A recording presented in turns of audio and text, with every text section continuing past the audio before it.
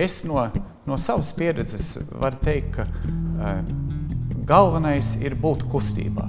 Ja tu ļaujies, ka, kā saka, dzīves kaut kāda neveiksme vai gadījuma, ka tevi nospiež, tad jau nekas nevar veidoties. Es esmu dzimis, uzaudzis Amerikas Savienotajās valstīs. Pabeigdams savas studijas, es ļoti gribēju pārcelties uz Rīgu, lai savu dzīvi saistītu ar mūsu valsti. Un tā es pieteicos universitātē pa mācības spēku. Mani atskaitīja no konkursa, tehniski argumentējot, ka es nevarēju pat pretendēt, jo man nebija 10 gadu darbstāžu. Man kaut kas bija jādara, un es pats kļuvu par uzņēmēju.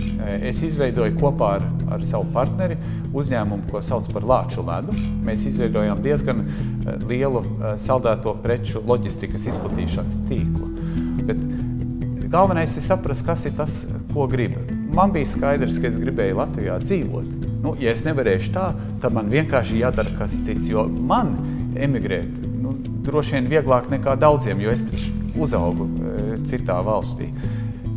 Šobrīd es strādāju kā no Latvijas ievēlēts pārstāvis Eiropas parlamentā. Es strādāju lielākā grupā, jeb frakcijā, kas saucās Eiropas Tautas partija, kas faktiski dod man vislielākās iespējas tieši aizstāvēt mūsu valsts intereses.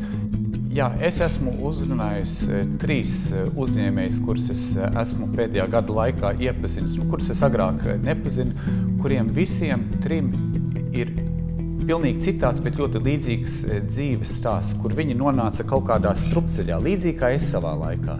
Un viņi nevis uzdeva pametkriti izmisumā vai aizbrauca prom, bet, kā saka, padarbināja smadzenes un atrada citu izeju, citu iespēju, kas sākotnēji nemaz nebija tik ļoti redzams. Un man ir iecer ar šiem cilvēkiem kopā doties, kā es līdz šim esmu diezgan daudz pats braucis pa skolām un ticies ar vecāko klasu skolēniem, ar domu un cerību, ka saka, šie te citi uzņēmēji arī no savas pieredzes varēs iedvesmot vienu otru, sevi iestādīt nevis, kurš man ko piedāvās, bet ko es citiem varu piedāvāt, ko es varu no sevis izveidot, nevis tikai ko no manis kāds cits varētu izveidot.